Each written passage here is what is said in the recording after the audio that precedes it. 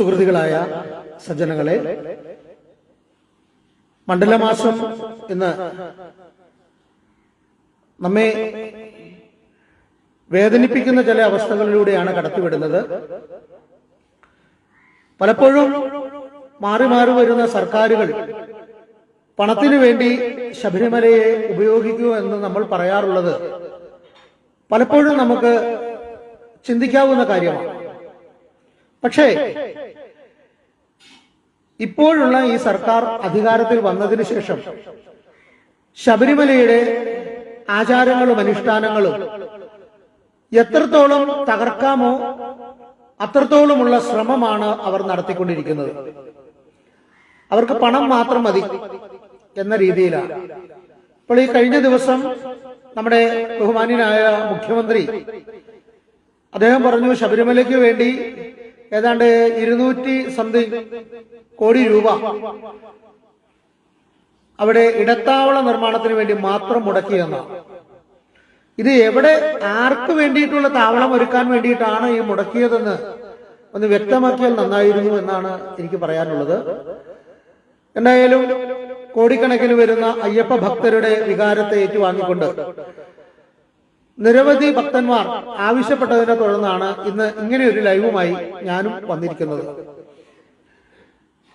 സംസ്ഥാന സന്യാസി സഭയുടെയും ആദിശങ്കര അദ്വൈത അഖാഡയുടെയും അഖിൽ ഭാരത സന്ത സമിതിയുടെയും ഒക്കെ പ്രവർത്തനങ്ങളുമായി മുന്നോട്ട് പോകുമ്പോൾ ഏറ്റവും വലിയൊരു ആത്മ ഉണർവ് നൽകിയിട്ടുള്ളത് അയ്യപ്പസ്വാമിയുടെ പേരിൽ ലോകത്തിലെ തന്നെ ആദ്യത്തെ സന്യാസ ആശ്രമമായ മങ്കര മിനി ശബരിമല അയ്യപ്പ സേവാശ്രമത്തിന്റെ മഠാധിപതിയായ എന്റെ പൂജനീയ ഗുരുനാഥൻ പ്രഭാകരാനന്ദ സരസ്വതി മഹാരാജ്, ദക്ഷിണ ഭാരതത്തിലെ ആദ്യത്തെ മഹാമണ്ഡലേശ്വരായ ആ ഗുരുനാഥന്റെ അനുഗ്രഹം കൊണ്ടാണ് ഇന്ന് ശബരിമലയിലുണ്ടായ ഈ കഴിഞ്ഞ ദിവസങ്ങളിലുള്ള തിരക്കുകളും അതുപോലെ തന്നെ ശബരിമലയിൽ നാം കാണുന്ന ഓരോ ദിവസത്തെ ദുരന്തങ്ങളുമൊക്കെ നമ്മളെ ഒരുപാട് വേദനിപ്പിക്കുന്നുണ്ട്. ഒരു പരിധി വരെ എനിക്ക് തോന്നുന്നത് ചില പങ്കില്ലേ എന്നാണ്. കാരണം ശബരിമലയിലെ അനുഷ്ഠാനങ്ങളും ആചാരങ്ങളും കൃത്യമായി പാലിച്ചുകൊണ്ടാണ് നമ്മൾ മുന്നോട്ട് പോകുന്നത് എങ്കിൽ ഇത്തരം ഒരു പരാതികൾക്ക് കാരണമാകുമോ എന്ന് എനിക്ക് സംശയമുണ്ട്. മണ്ഡലവ്രതം എടുത്തിട്ടാണ് നമ്മൾ എല്ലാവരും ശബരിമലയ്ക്ക് പോകുന്നത്. മണ്ഡലവ്രതം എന്ന് പറഞ്ഞാൽ ഒരു മണ്ഡലം 41 ദിവസമാണ്. 41 ദിവസത്തെ വ്രതശുദ്ധിയോടുകൂടി ശബരിമലയ്ക്ക് പോകുന്ന ഒരു ഭക്തൻ കരിമല കയറ്റം കഠിനം കഠിനം എന്ന് പറഞ്ഞുകൊണ്ടാണ് പോകുന്നത്. അതുപോലെ തന്നെ ഓരോ ഭക്തനും അവൻ വിളിക്കുന്ന ശരണം വിളികളിൽ തന്നെ ശബരിമലയിലെ ഓരോ ഭാവങ്ങളെയും അതിൽ ഉൾപ്പെടുത്തിയിട്ടുണ്ട്. കല്ലും മുള്ളും കാലിനും മെത്ത എന്നാണ് പറയുന്നത്. ഇന്നെവിടെയാണ് ശബരിമലയിൽ കല്ലും മുള്ളുമുള്ളത്? എല്ലാ സ്ഥലങ്ങളിലും കോൺക്രീറ്റിന്റെ പാതകൾ നിരത്തിയിരിക്കുന്നു. മാത്രമല്ല, ശബരിമലയ്ക്ക് പോകുന്ന അയ്യപ്പ ഭക്തന്മാർ പലരും പാദരക്ഷകൾ ഉപയോഗിക്കാറില്ല. പക്ഷേ ഇപ്പോൾ നമുക്ക് കഴിഞ്ഞ കാലങ്ങളിൽ ഞാൻ ശബരിമലയ്ക്ക് പോയപ്പോൾ ഞങ്ങൾ പലപ്പോഴും കണ്ടിട്ടുണ്ട്, പാദരക്ഷ ഉപയോഗിക്കുന്ന ഒരുപാട് അയ്യപ്പ ഭക്തന്മാർ അവിടെ വരുന്നുണ്ട്. അതുപോലെ തന്നെ ശബരിമലയുടെ പരിശുദ്ധിയെ നഷ്ടപ്പെടുത്തുന്ന രീതിയിൽ ഏത് സമയവും അവിടെ വിവിധ രീതിയിലുള്ള ആചാര ലംഘനങ്ങളായ പരിപാടികൾ നമ്മൾ പലപ്പോഴും കാണുന്നു. ഏറ്റവും വലിയ അനാചാരം ഷൂ ഇടുന്ന പോലീസ് ഉദ്യോഗസ്ഥന്മാരാണ്. അവരുടെ യൂണിഫോമിന്റെ ഒരു ഭാഗമാണ് അവരിടുന്ന ഷൂ. പക്ഷേ ശബരിമലയിൽ എന്തുകൊണ്ടാണെന്നറിയില്ല, സന്നിധാനത്ത് 18 പടിക്ക് മുകളിലൊന്നും അത് ഉപയോഗിക്കുന്നതായി കാണാൻ കഴിഞ്ഞിട്ടില്ല. നമ്മുടെ വിഷയം അതൊന്നുമല്ല. അയ്യപ്പന്മാർക്ക് എരുമേലിയിലും നിലയ്ക്കലും പമ്പയിലും സന്നിധാനത്തും ഈ 4 കേന്ദ്രങ്ങളിലും നടക്കുന്ന അവർക്കെതിരെ നടക്കുന്ന ചൂഷണങ്ങളെ കുറിച്ചാണ് ഞാനിന്ന് പറയാൻ ആഗ്രഹിക്കുന്നത്. എരുമേലിയിൽ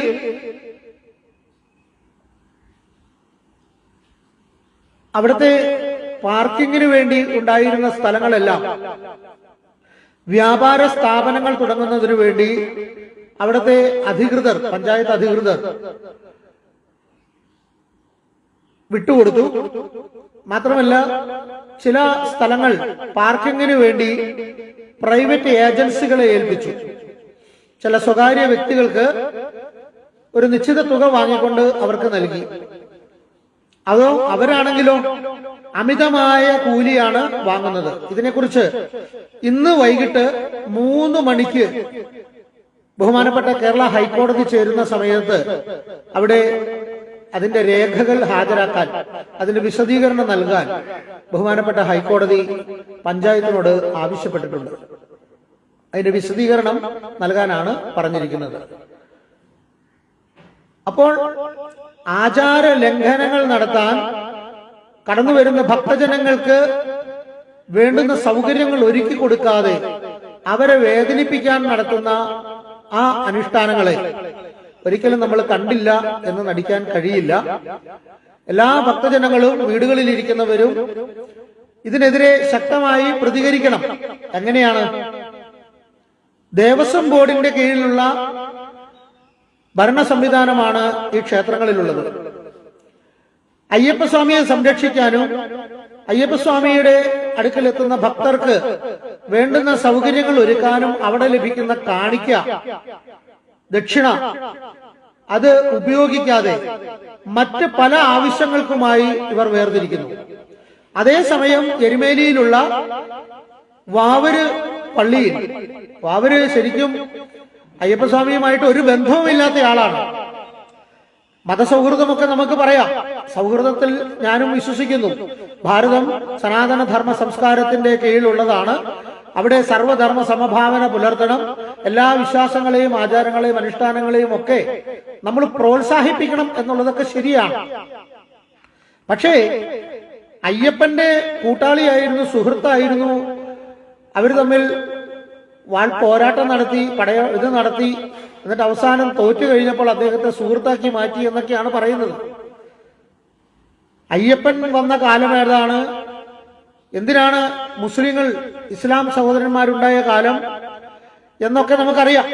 അപ്പൊ ഇതൊക്കെ പല വിധത്തിലുള്ള തെറ്റിദ്ധാരണകളുടെ പേരിൽ നടക്കുന്ന ആചാരങ്ങളാണ്.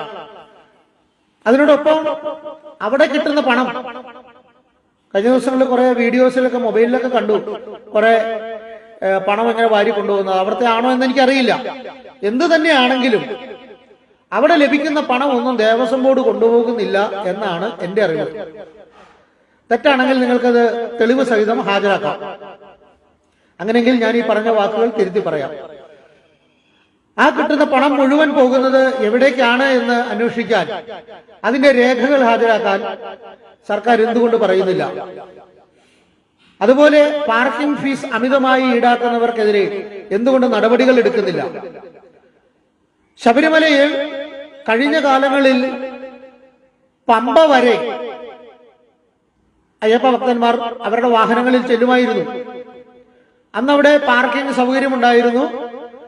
അധികമായി വരുന്ന വാഹനങ്ങൾ വരുമ്പോൾ പമ്പയിലും നിലയ്ക്കലും തടഞ്ഞിടും. എന്നിട്ട് അവിടെ നിന്ന് നിശ്ചിത വാഹനങ്ങൾ പോയതിനു ശേഷം തിരിച്ചു പോകുന്ന വാഹനങ്ങളുടെ എണ്ണത്തിനനുസരിച്ച് അങ്ങോട്ട് വാഹനങ്ങളെ കടത്തിവിടും.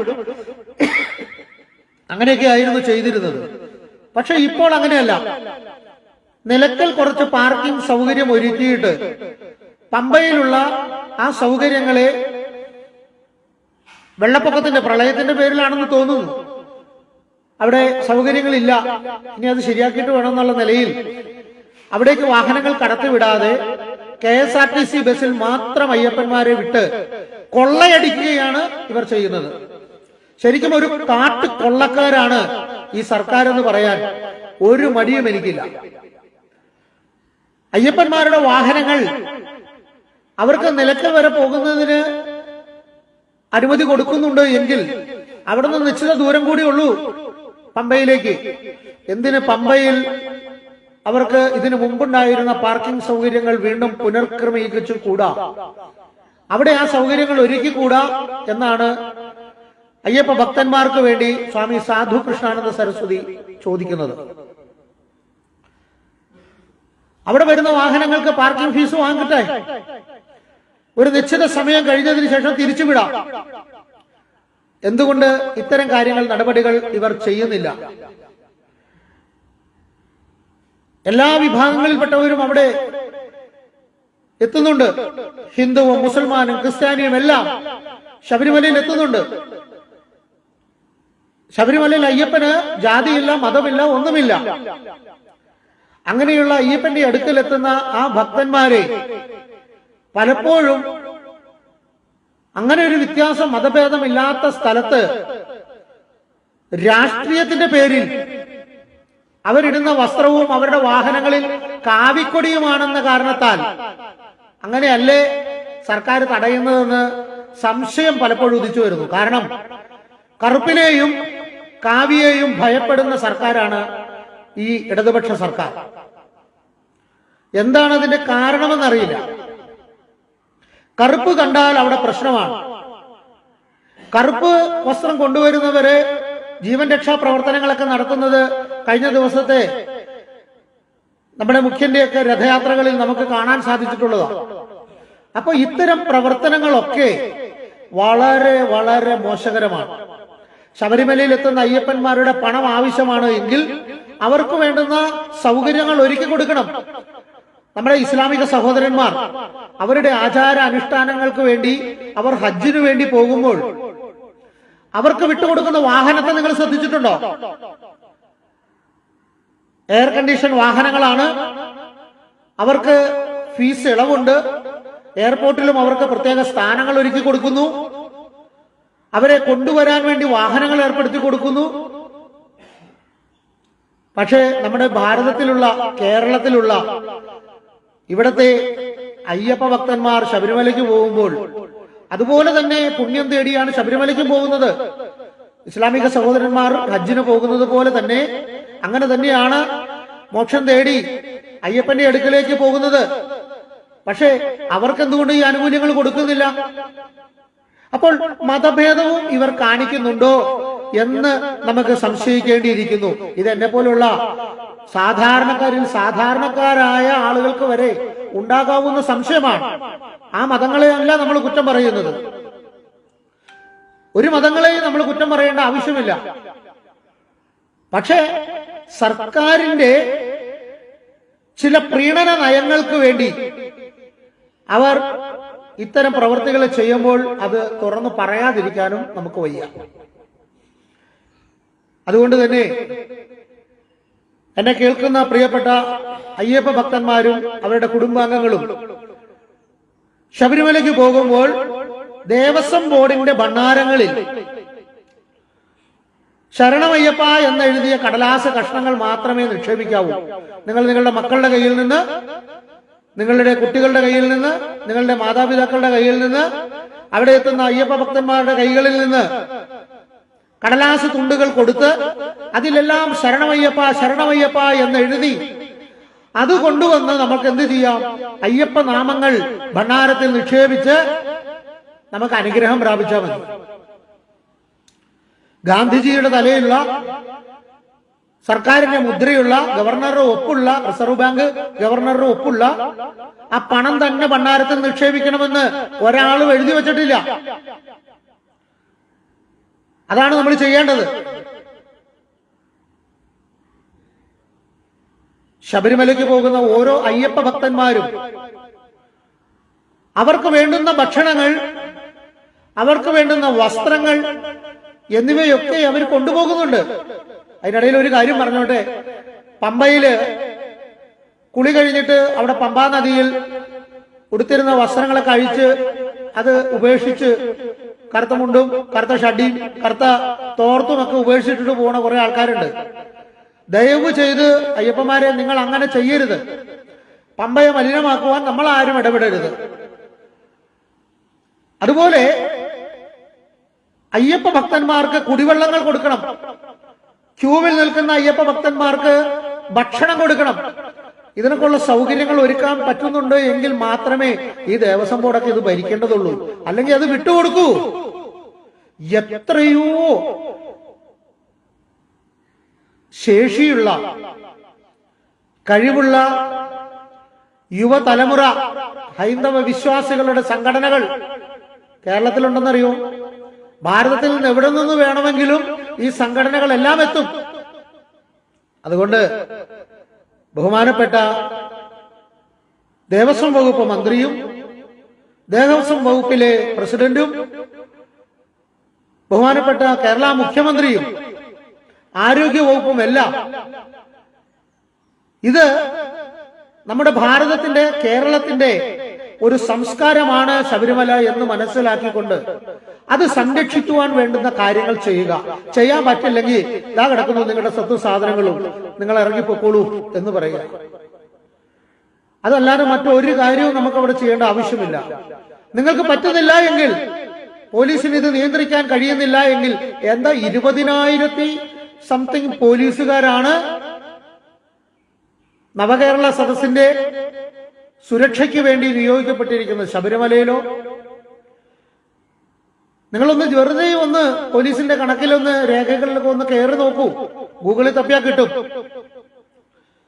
22,000-ഓളം പോലീസ് ഉദ്യോഗസ്ഥന്മാരെയാണ് മുഖ്യമന്ത്രിയും ഈ 141 MLA-മാരും പോകുന്ന സ്ഥലങ്ങളിൽ സുരക്ഷയ്ക്കായി വിനിയോഗിച്ചിരിക്കുന്നത്. ജനത്തെ പേടിക്കുന്ന, ഇത്രയേറെ ഭയപ്പെടുന്ന ഒരു മുഖ്യമന്ത്രിയെ നമുക്ക് എന്തിനാ? അദ്ദേഹത്തെ വ്യക്തിപരമായി ഒന്നുകൊണ്ടും വിഷമിപ്പിക്കാൻ ഞാൻ ആഗ്രഹിക്കുന്നില്ല. അദ്ദേഹം ഭരിക്കുന്ന ഭരണകൂടം ജനങ്ങളുടെ വോട്ട് കൊണ്ട് തെരഞ്ഞെടുക്കപ്പെട്ടതാണ്. ഇവിടുത്തെ ജുഡീഷ്യറിയുടെ നിയമ സംവിധാനത്തിന്റെ ഭരണഘടനയുടെ അടിസ്ഥാനത്തിൽ അവർ ഭരിക്കാനായി അധികാരമേറ്റു വന്നവരാണ്. അങ്ങനെയുള്ളവർ ജനത്തെ ഭരിക്കുമ്പോൾ ജനാധിപത്യപരമായ രീതിയിൽ അവർ നൽകിയ സത്യപ്രതിജ്ഞാ വാചകത്തിന്റെ ഒരക്ഷരമെങ്കിലും ഒന്ന് പഠിച്ചിട്ട് വേണം ചെയ്യാൻ. ഇതൊന്നുമില്ലാതെ തോന്നിയ രീതിയിൽ പ്രവർത്തിക്കാനാണെങ്കിൽ, പക്ഷപാതപരമായി പ്രവർത്തിക്കാനാണെങ്കിൽ എന്തിനു വേണ്ടിയിട്ടാണ് ഭരിക്കുന്നത്? ശബരിമല മാത്രമല്ല വിഷയങ്ങൾ, ഒരുപാട് കാര്യങ്ങൾ പറയാനുണ്ട്. ഇന്ന് ഇടുക്കിയിൽ ഒരു കോടതി വിധി വന്നിരിക്കുന്നു. 6 വയസ്സുകാരിയായ ഒരു പെൺകുട്ടിയെ പീഡിപ്പിച്ച് കൊലപ്പെടുത്തിയ കേസിലെ പ്രതിയെ കോടതി വെറുതെ വിട്ടിരിക്കുന്നു. എങ്ങനെ വിധി വരാതിരിക്കും? അവൻ ആരോ ഒരാൾ, ആ പെൺകുട്ടി പീഡിപ്പിക്കപ്പെട്ടു എന്നുള്ളത് സർക്കാരിന് തെളിവ് കിട്ടിയിട്ടുണ്ട്. പോസ്റ്റ്മോർട്ടം റിപ്പോർട്ടിൽ അത് തെളിഞ്ഞു. അങ്ങനെ അത് ആത്മഹത്യയോ കഴുത്തിൽ ഷാള് മുറുകി ചത്തതോ അല്ല, അതൊരു കൊലപാതകമാണ്. ആ പെൺകുട്ടി ബലാത്സംഗം ചെയ്യപ്പെട്ടിരിക്കുന്നു എന്ന് വളരെ വ്യക്തമാണ്.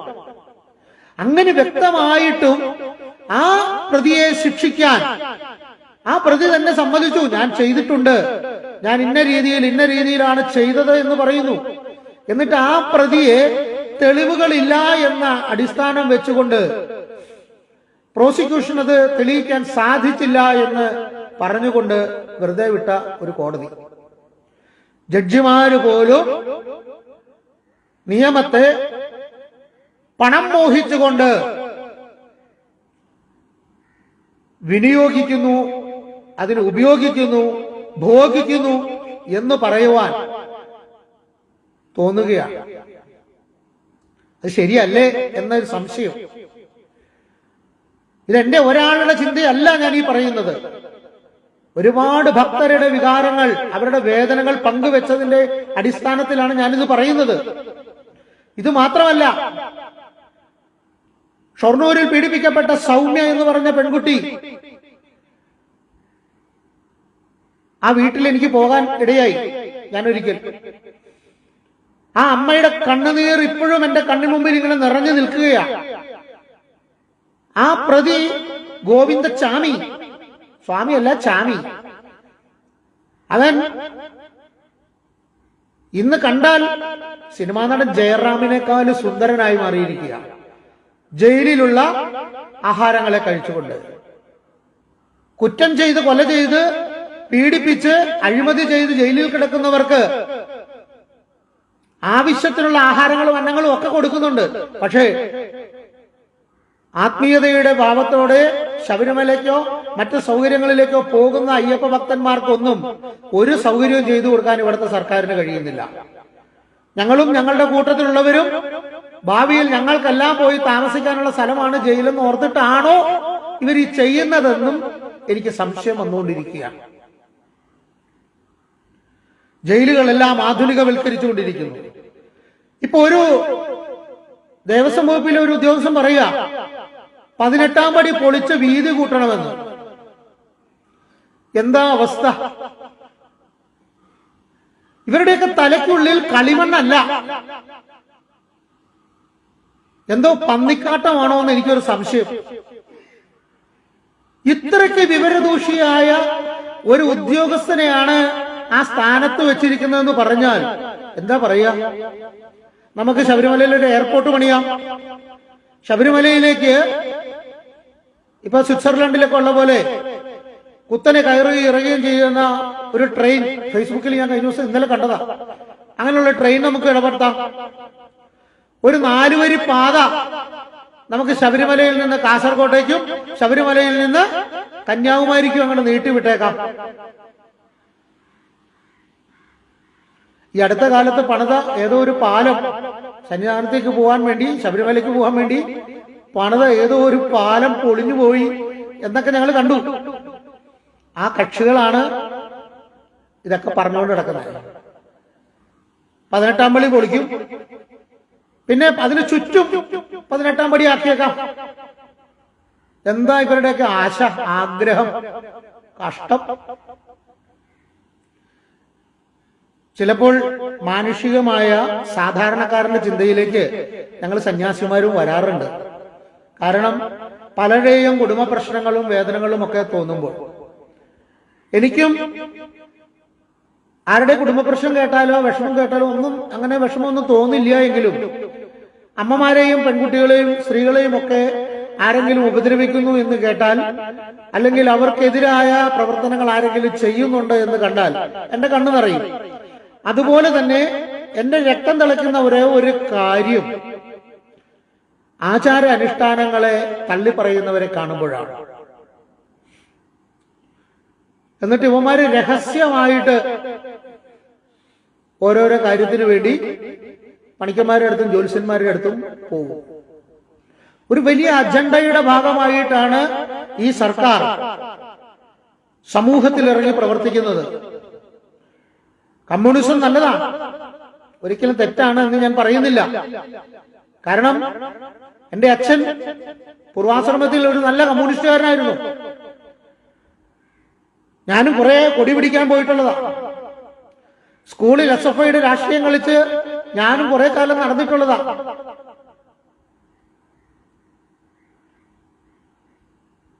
അതുകൊണ്ട് തന്നെ കമ്മ്യൂണിസത്തെ എനിക്ക് ഇന്നും ഇഷ്ടമാണ്. ഞാൻ ഏറെ സ്നേഹിക്കുന്ന ഒരുപാട് ആരാധ്യരായ പുരുഷന്മാർ, സഖാക്കൾ കമ്മ്യൂണിസ്റ്റ് പ്രസ്ഥാനത്തിൽ ഉണ്ടായിരുന്നു. ഇപ്പോഴുള്ളവരുടെ കാര്യം എനിക്ക് പറയാൻ പറ്റില്ല. കാരണം നയനാർ ഞാൻ ഏറെ ബഹുമാനിക്കുന്നതാ. ഗൗരിയമ്മ ഞാൻ ഏറെ ആരാധിക്കുന്ന ഒരമ്മയാ. അതുപോലെ ഒരുപാട് പേരുണ്ട്. പക്ഷേ അവരുടെ ഒന്നും കക്ഷത്തിലെ രോമത്തിന്റെ വില പോലും നിങ്ങൾക്കില്ല ഇന്നത്തെ കമ്മ്യൂണിസ്റ്റ് പാർട്ടിയിലുള്ളവർക്ക്. ഇത് കേട്ടുകൊണ്ട് സന്തോഷത്തോടെ കൈയടിക്കാനൊന്നും നമ്മുടെ സംഘ സ്വയംസേവകരായ സഹോദരന്മാർ, സ്വയംസേവകരായ പ്രവർത്തകരൊന്നും ശ്രമിക്കണ്ട. കാരണം എന്നെ നിങ്ങൾ പ്രോത്സാഹിപ്പിക്കും എന്ന് എനിക്കറിയാം. കാരണം ഞാനും ഒരു സ്വയംസേവകനാണ് എന്ന് തുറന്നങ്ങോട്ട് പറയുന്നതിൽ ഒരു മടിയില്ല. പക്ഷേ അത് എന്റെ വിശ്വാസത്തിലും ആചാരത്തിലും അനുഷ്ഠാനത്തിലും മാത്രമാണ്. പുറത്തിറങ്ങിയാൽ ഞാനൊരു നിസ്വാർത്ഥനായ ഒരു സന്യാസി മാത്രമാണ്. ആ സന്യാസി എന്ന നിലയിൽ എല്ലാവരോടുമായി എനിക്ക് പറയാനുള്ള ഒരു കാര്യം, കേരളം ഭരിക്കുന്ന ബഹുമാനപ്പെട്ട കേരള മുഖ്യമന്ത്രി വളരെ ശ്രദ്ധയോടെ കാര്യങ്ങൾ നീക്കിയില്ല എങ്കിൽ കേരളത്തിൽ ജനങ്ങൾ പ്രതികരിക്കും. നിങ്ങളുടെ വണ്ടിക്കെതിരെ ആരോ ഷൂ എറിഞ്ഞു, അവനെതിരെ കൊലക്കേസിന് കേസെടുത്തു, മുഖ്യമന്ത്രിക്കെതിരെ നമ്മുടെ ഗവർണർക്കെതിരെ അദ്ദേഹത്തിന്റെ വണ്ടിയിൽ വന്നടിച്ച ആ ആളുകളെ വെറും ഒരു പ്രതിഷേധമായിട്ട് മാറ്റാൻ വേണ്ടി നിങ്ങൾ ശ്രമിച്ചു. ഇതൊക്കെ നമുക്കറിയാവുന്ന കാര്യമാണ്. ശബരിമല വിഷയത്തിൽ കെ സുരേന്ദ്രനും ഞങ്ങൾക്കെല്ലാവർക്കും എതിരെ നിരവധി കേസുകൾ എടുത്ത ചരിത്രങ്ങളൊക്കെ ഞങ്ങൾക്കറിയാം. ശബരിമല എന്നത് ഹിന്ദുവിന്റെ ഒരു വിചാരമാണ്, വികാരമാണ്. ഹിന്ദുവിന്റെ മാത്രമല്ല, എരുമേലിയിലും പത്തനംതിട്ട ജില്ലയിലും മാത്രമല്ല, ഭാരതത്തിൽ എങ്ങും നിൽക്കുന്ന ഭാരതീയ സംസ്കാരത്തെ സ്നേഹിക്കുന്ന, സനാതനധർമ്മത്തെ ഇഷ്ടപ്പെടുന്ന ഹിന്ദുവിന്റെയും ക്രിസ്ത്യാനിയുടെയും മുസൽമാന്റെയും ഒക്കെ ഒരു ആത്മചൈതന്യത്തിന്റെ ഭാവമാണ് ശബരിമല ശ്രീധർമ്മശാസ്ത്ര സ്വാമി അയ്യപ്പൻ. അതുകൊണ്ട് ദയവ് ചെയ്ത് ശബരിമലയുടെ വിഷയത്തിൽ എത്രയും പെട്ടെന്ന് തന്നെ നടപടികൾ സ്വീകരിച്ച് അയ്യപ്പസ്വാമിമാരുടെ വാഹനങ്ങൾ പമ്പയിൽ എത്തിക്കുവാനുള്ള നടപടികൾ ചെയ്യണം. അവരുടെ കയ്യിൽ നിന്ന്, നിലയ്ക്കൽ നിന്ന് അവിടേക്ക് എത്തിച്ച് അവരുടെ കയ്യിൽ നിന്ന് പിടിച്ചു വാങ്ങുന്ന ആ കൊള്ള അവസാനിപ്പിക്കണം എന്ന്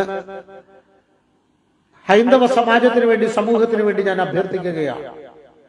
ഇനി എനിക്ക് സർക്കാരിനോടല്ല പറയാനുള്ളത്, ഹൈന്ദവ സംഘടനകളോടാണ്. ബഹുമാന്യരായ പ്രിയപ്പെട്ടവരെ, സംഘപരിവാർ പ്രസ്ഥാനങ്ങൾ, ഹിന്ദു മഹാസഭ, ഹനുമാൻ സേന, അങ്ങനെ നിരവധി പ്രസ്ഥാനങ്ങൾ നമുക്കുണ്ട്. ഈ പ്രസ്ഥാനങ്ങളെല്ലാം ഉണർന്ന് പ്രവർത്തിക്കണം. എന്റെ മൊബൈലിലെ ബാറ്ററി തീരാൻ പോവുകയാണ്. ഒരു നിമിഷം.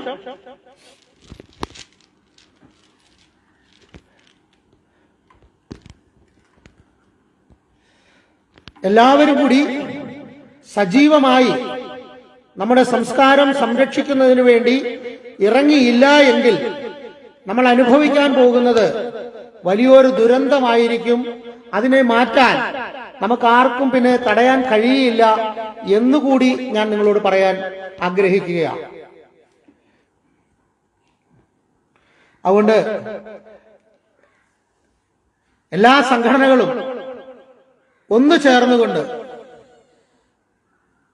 നിങ്ങൾ എന്ത് ലക്ഷ്യമാക്കുന്നോ ആ ലക്ഷ്യത്തിലേക്ക് എത്താൻ നിങ്ങൾ ഉപയോഗിക്കുന്ന ഏതു മാർഗമാണോ, നമ്മുടെ എല്ലാ ലക്ഷ്യങ്ങളും ഒന്നു തന്നെയാണ്. എല്ലാ ഹൈന്ദവ പ്രസ്ഥാനങ്ങളുടെയും ലക്ഷ്യം സനാതനധർമ്മം നിലനിർത്തുക എന്നത് മാത്രമാണ്. എല്ലാ വിശ്വാസങ്ങൾക്കും ഒരുപോലെ ജീവിക്കാനുള്ള സൗകര്യം ഒരുക്കുക എന്നത് മാത്രമാണ്. അതുകൊണ്ട് തന്നെ നമ്മുടെ ലക്ഷ്യം ഒന്നാണ്, പക്ഷെ മാർഗങ്ങൾ പലതാവാം. വിശ്വാസത്തിന്റെയും ഭക്തിയുടെയും കാര്യത്തിൽ രാഷ്ട്രീയ വ്യത്യാസമില്ലാതെ, സംഘടനാ വ്യത്യാസമില്ലാതെ, കുലഭേദമില്ലാതെ നമ്മളെല്ലാവരും ഒന്നിച്ചു നിന്നുകൊണ്ട് ഒരുമയോടുകൂടി സന്യാസിമാരെ എത്തിക്കേണ്ട സ്ഥാനങ്ങളിൽ എത്തിക്കുവാൻ, അവരിലൂടെ സമൂഹത്തിന് വേണ്ട സന്ദേശങ്ങൾ എത്തിക്കുവാൻ നിങ്ങൾ ഓരോരുത്തരും ശ്രമിക്കണം.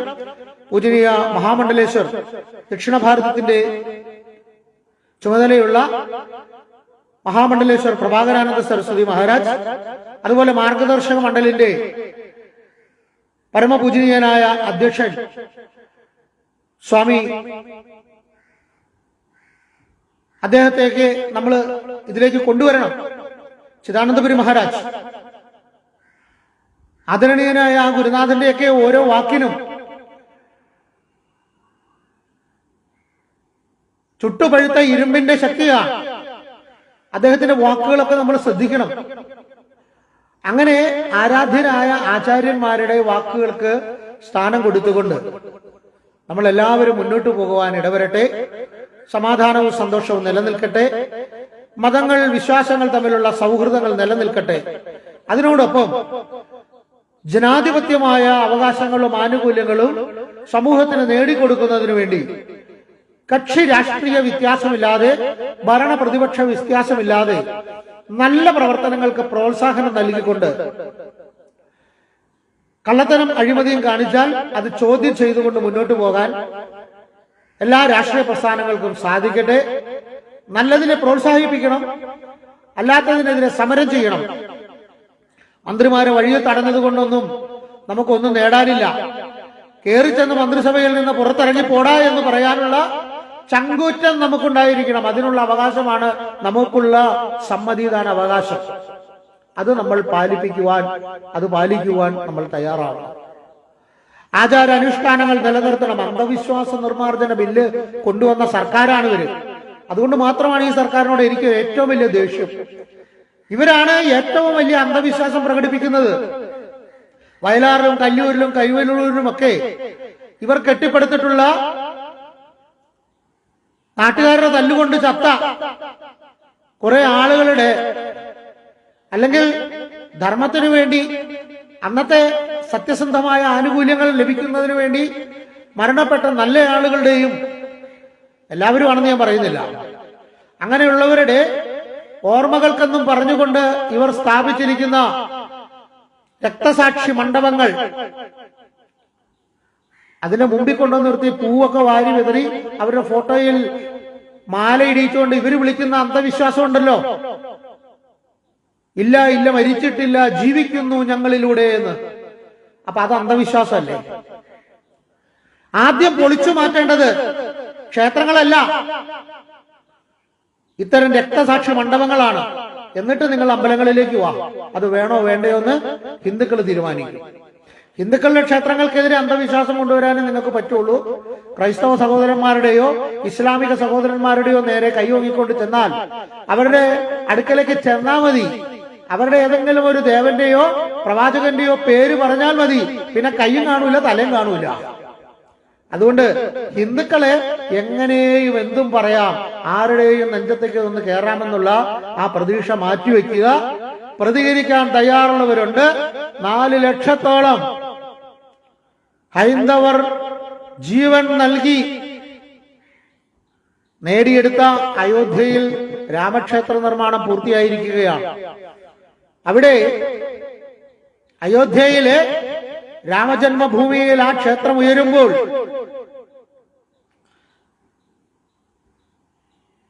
ബാക്കി പിന്നെ പറയാം, അത്രേ പറയുന്നുള്ളൂ. ഭാരതത്തിന്റെ ഭരണകേന്ദ്രം അവിടെ ആയിരിക്കണം. കേരളത്തിലുള്ള ഈ ചുട്ടുചുടുങ്ങ് അന്ധവിശ്വാസ പ്രസ്ഥാനങ്ങളൊക്കെ കേരളത്തിൽ മാത്രമേ ഉള്ളൂ. ത്രിപുരയിലും ബംഗാളിലും ഒക്കെ പോയി. അതുകൊണ്ട് രാഷ്ട്രീയം എന്നെ കൊണ്ട് പറയിപ്പിക്കാതിരിക്കാൻ, എന്നെ പോലുള്ള സന്യാസിമാരെ കൊണ്ട് പറയിപ്പിക്കാതിരിക്കാൻ ശ്രമിക്കേണ്ടത് ബഹുമാനപ്പെട്ട മുഖ്യമന്ത്രിയുടെയും അതുപോലെ തന്നെ ഇടതുപക്ഷ പ്രസ്ഥാനങ്ങളുടെയും ആളുകളാണ്. ഇടതുപക്ഷത്തെ മാത്രമല്ല, കോൺഗ്രസ് ചെയ്താലും BJP ചെയ്താലും ധർമ്മവിരുദ്ധമായ കാര്യങ്ങൾ ചെയ്താൽ അതിനെ മുഖം നോക്കാതെ എതിർക്കാനും സംസാരിക്കാനും സന്യാസിമാർ ശ്രമിക്കും. ഇന്ന് എന്തുകൊണ്ടാണ് സ്വാമിയെ പോലുള്ള ആളുകളൊക്കെ ഈ ഹൈന്ദവ പ്രസ്ഥാനങ്ങളുടെ ഒക്കെ പിന്നാലെ നടക്കുന്നത്, സംഘപ്രസ്ഥാനങ്ങളെയൊക്കെ പിന്താങ്ങുന്നത് എന്ന് ചോദിച്ചാൽ, ഹിന്ദുവിന്റെ ആചാരങ്ങളും അനുഷ്ഠാനങ്ങളും സംരക്ഷിക്കാൻ നിലനിൽക്കുന്ന ഒരു പ്രസ്ഥാനം എന്നുള്ള നിലയിലാണ്. അവർ ഹിന്ദുവിന്റെ ആചാരങ്ങൾക്കും എതിരായി നിന്നാൽ അവരെയും ഞങ്ങൾ എതിർക്കും. അതുകൊണ്ട് സന്യാസിമാരുടെ വികാരത്തെ മാനിച്ചുകൊണ്ട്, അഭ്യർത്ഥനയെ മാനിച്ചുകൊണ്ട് ബഹുമാനപ്പെട്ട കേരള സർക്കാർ, ഭരണപക്ഷ പ്രതിപക്ഷ അംഗങ്ങൾ എല്ലാവരും ചേർന്ന് സമാധാനത്തിന്റെ പാതയിലൂടെ ശബരിമലയിലെത്തുന്ന അയ്യപ്പ ഭക്തന്മാർക്ക് വേണ്ടുന്ന സൗകര്യങ്ങൾ ചെയ്തു കൊടുക്കണം. അങ്ങനെ നിങ്ങളും സമാധാനം ഉള്ളവരായി തീരട്ടെ. സ്വാമിയേ ശരണമയ്യപ്പ.